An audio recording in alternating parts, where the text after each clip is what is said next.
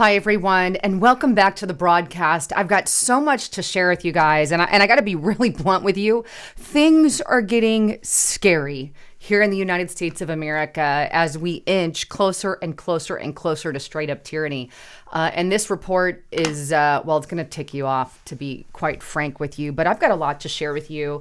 Everything from the FBI now physically putting a label on Maga and Trump supporters, labeling us terrorists. And I warned that this day was going to come. And lo and behold, it is now here. My predictions have come to pass. And second, immediately after the FBI did that, Hillary Clinton comes out and basically spills the beans on their next move, and it's chilling to the very core. But as a quick reminder, before I dive in, I want to tell you guys, make sure you are subscribed to the channel. As you know, YouTube removes people en masse, so please check that subscription and make sure you have that bell button checked. With that, please check out my sponsor as well, LisaHavenGold.com. Look, if you guys don't have an investment, a 401k, a Roth IRA, or even, gold, silver, and precious metals, Noble Gold Investments can help you. And I really encourage it. Right now, Bidenomics is killing our country. And I have to be honest with you, we need a backup plan. So if you're looking for that financial security, Noble Gold Investments is going to give it to you. And the great news is they can send out this free ultimate gold and silver investment guide. Just fill out this information and click get it now, and they'll send it to you at LisaHavenGold.com. And with every approved plan, by the way, they give away this 5-ounce America the Beautiful coin here that you see. If you want more information, click that more button or click in the description box below. All right, so let's dive in to first how the FBI is now officially, so to speak, and in a more direct way, I should say, labeling MAGA supporters and Trump supporters as literal terrorists. And I wish this is not true, but it really is chilling to the very core. But here it is. And this is on Newsweek.com. And its headline, exclusive, Donald Trump followers targeted by FBI as 2024 election nears. Now, the article goes on to state that the federal government believes that the threat of violence and major civil disturbances around the 2024 U.S. presidential election is so great that it has quietly created a new category of extremists that it seeks to track and counter: Donald Trump's army of MAGA followers. And we're talking millions of people here in the United States of America, right? It goes on to state this. It states, Newsweek spoke to over a dozen current or former government officials who specialize in terrorism in a 3-month investigation to understand the current domestic security landscape and to evaluate what President Joe Biden's administration is doing about what it calls domestic terrorism.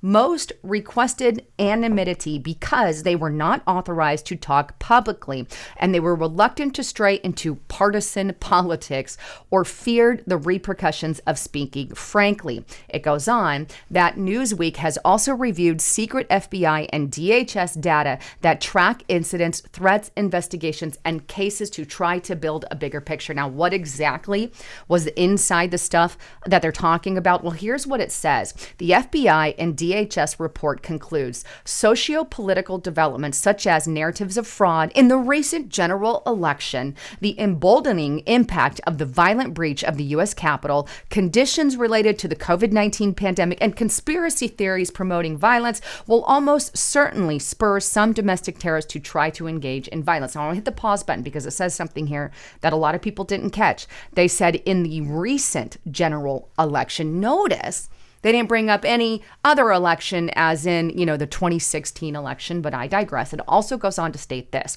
The threats listed in that paragraph are all clearly associated with America's right, and in particular with Trump MAGA supporters. Right after January 6th, the FBI co-authored a restricted report, Domestic Violent Extremists Emboldened in Aftermath of the Capitol Breach, Elevated Domestic Terrorist Threats of Violence Likely Amid Political Transitions and Beyond, in which it shifted the definition of agave, A-G-A-A-V-E, anti-government, anti-authority, violent extremism from furtherance of ideological agendas to furtherance of political or social agendas. For the first time, such groups could be labeled because of their politics. That is always what they intended to do, and that's what they have done under the Biden administration. It was a subtle change, little notice, but a gigantic departure for the Bureau. Trump and his army of supporters were acknowledged as a distinct category of domestic violent extremists, even as the FBI was saying publicly that political views were never part of its criteria to investigate or prevent domestic terrorism. That's laughable. Where the FBI sees threats, it is also plain from the way it categorizes them, a system which on the surface is designed to appear nonpartisan. This shifted subtly days after the events of January 6th when it comes to what the Bureau calls AGAAVE. It goes on. It states the FBI went further in October 2022 when it created a new subcategory, AGAAVE-other, of those who were a threat but do not fit into anarchist, militia, or sovereign citizen groups.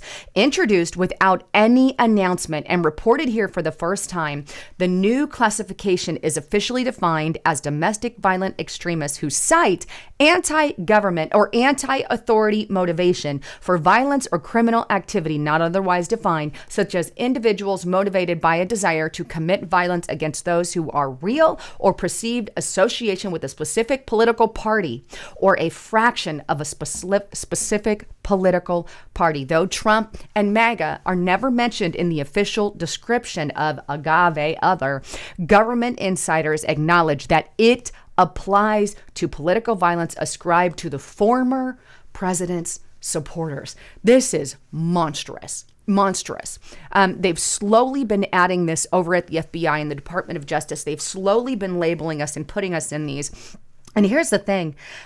Trump supporters are not violent. I don't know a single one that is. And yet we're being labeled that we have those on the far left, those radical Antifa and BLM types who are freaking radical, burning down cities and killing people. And they got no document labeled after them. And they were on a rampage in 2016 all the way up to 2020. They were on a rampage taking over literal cities, calling them autonomy zones or whatever, autonomous zones or whatever name they freaking gave it, and taking over whole sections and businesses, putting people out of businesses and lighting their places on fire. You never saw that from Trump supporters. In fact, they want to claim every day, all these people died on January 6th. No, they do not. No, they did not. Trump supporters themselves died in January 6th. And what happened there, I'm not happy about. I do not like. I do not ascribe to violence. I am wholeheartedly against violence. I always have been. Everybody, right? And that's the thing. And yet here we are slowly being labeled, by the way, just like the Bible said, but we are being labeled as domestic terrorists by our own damn FBI. Disband the FBI. I mean, we are crossing a Rubicon. And then here's the even more terrifying part. Right after that announcement, that or leak that the FBI is literally targeting MAGA, or in a roundabout way, that's what they mean according to the people there, the government people who leaked to Newsweek. They're spreading, first of all, before I get into that part, they're spreading fear of Trump supporters. And that's one of the main goals. So if you're wearing a MAGA hat, if you're wearing a Trump t-shirt, and you talk about Trump, in the public's eye, what they want to do is incite fear against Trump supporters. And I really feel like that's what's going to happen. Do I know the future? No, but I really feel like this could very well happen out of what they're doing. They're literally saying, if you support and vote for Donald Trump, you could be a domestic extremist. And the FBI has you on their watch list. We're talking tens of millions of people. But I think that this can encourage other people who are not Trump supporters, so to speak, to start getting fearful if you wear that Trump shirt out in public. So here's what I see. In 2024, when the election, pretty much, it's going to be Donald Trump on the Republican side. We don't know what the hell is going on with the Democrats, but we got Donald Trump. He's our front runner. That is it. And if they can continue this fear campaign against Donald Trump, when it comes election time, everybody's going to have their Biden shirts or Newsom shirts or Michelle, whatever.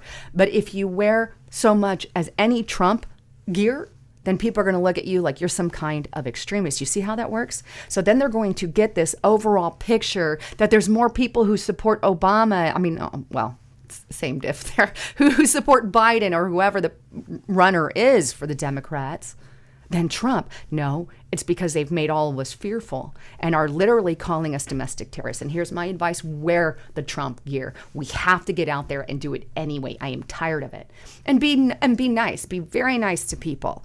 And we need to just start scraping their view of what they're trying to put us in and go even harder, be even kinder, be even nicer to people while we are wearing our Trump shirts. It's just sick, the things that they are trying to push on us. But that said, what makes this even more terrifying is Hillary Clinton came out in a CNN interview and she literally said that they need to do a formal deprogramming of MAGA supporters or MAGA extremists.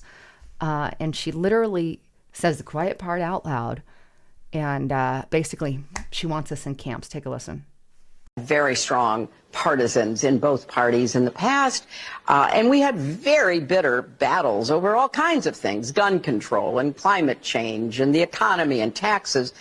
But there wasn't this little tail of extremism wagging the dog of the Republican Party as it is today. Mm-hmm. And sadly, so many of those extremists, those MAGA extremists, take their marching orders from Donald Trump, who has no credibility left by any measure.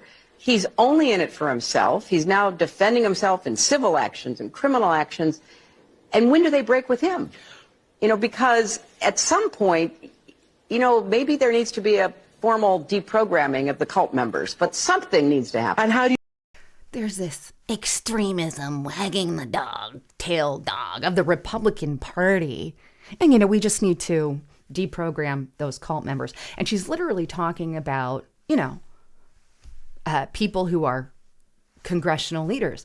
I would guess, Marjorie Taylor Greene, Jim Jordan, Matt Gaetz, people who are actually standing up against the corruption and the lies spewed by Hillary Clinton, calling them extremists. Yet none of them have ever called for violence in any way, shape, or form, right? None of them.